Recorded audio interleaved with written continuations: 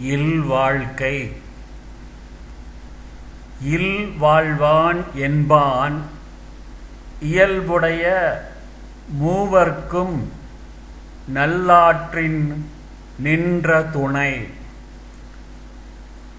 பெற்றோர், வாழ்க்கை துணை, குழந்தைகள் என இயற்கையாக அமைந்திடும் மூவர்க்கும் துணையாக இருப்பது இல்லறம் நடத்துவோர் கடமையாகும். துறந்தார்க்கும் துவாதவர்க்கும் இறந்தார்க்கும் இல்வாழ்வான் என்பான் துணை. பற்றற்ற துறவிகளுக்கும் பசியால் வாடுவோர்களுக்கும்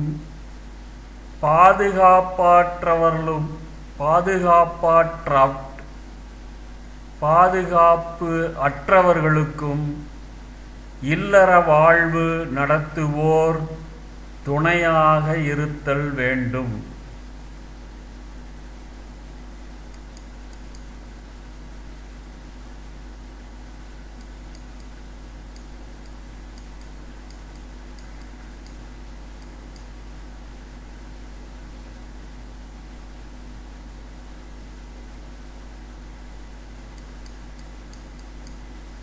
தென்புலத்தார் தெய்வம் விருந்தொக்கல் தான் என்றாங்கு ஐம்புலத்தார் ஓம்பல் தலை. வாழ்ந்து மறைந்தோரை நினைவு கூர்தல், வாழ்வாங்கு வாழ்வோரை போற்றுதல், விருந்தோம்பல், சுற்றம் பேணல் ஆகிய கடமைகளை நிறைவேற்ற தன்னை நிலைப்படுத்திக் கொள்ளல் எனப்படும் ஐவகை அறநெறிகளும் இல்வாழ்வுக்கு உரியனவாகும். பழியஞ்சி பாத்தூன் உடைத்தாயின் வாழ்க்கை வழியஞ்சல் எஞ்ஞான்றும் இல. பழிக்கு அஞ்சாமல் சேர்த்த பொருள் கணக்கின்றி இருப்பினும் அதைவிட பழிக்கு அஞ்சி சேர்த்த பொருளை பகுத்து உண்ணும் பண்பிலேதான் வாழ்க்கையின் ஒழுக்கமே இருக்கிறது. அன்பும் அறனும் உடைத்தாயின் இல்வாழ்க்கை பண்பும் பயனும் அது. இல்வாழ்க்கை பண்பு உடையதாகவும் பயன் உடையதாகவும் விளங்குவதற்கு அன்பான உள்ளமும் அதையொட்டிய நல்ல செயல்களும் தேவை.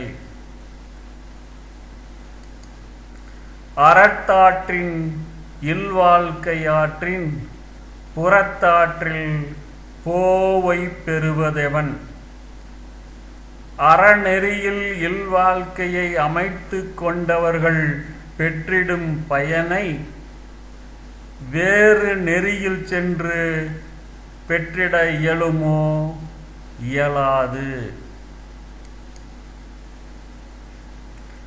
இயல்பினான் இல்வாழ்க்கை வாழ்பவன் என்பான் முயல்வாருள் எல்லாம் தலை.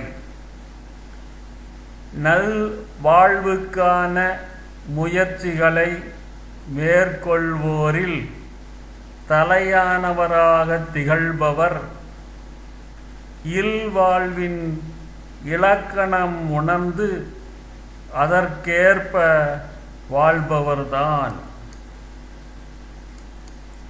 ஆற்றின் ஒழுக்கி அரண் இழுக்கா இல்வாழ்க்கை நோற்பாரின் நோன்மை உடைத்து. தானும் அறவழியில் நடந்து பிறரையும் அவ்வழியில் நடக்கச் செய்திடுவோரின் இல்வாழ்க்கை துறவிகள் கடைப்பிடிக்கும் நோன்பை விட பெருமை உடையதாகும்.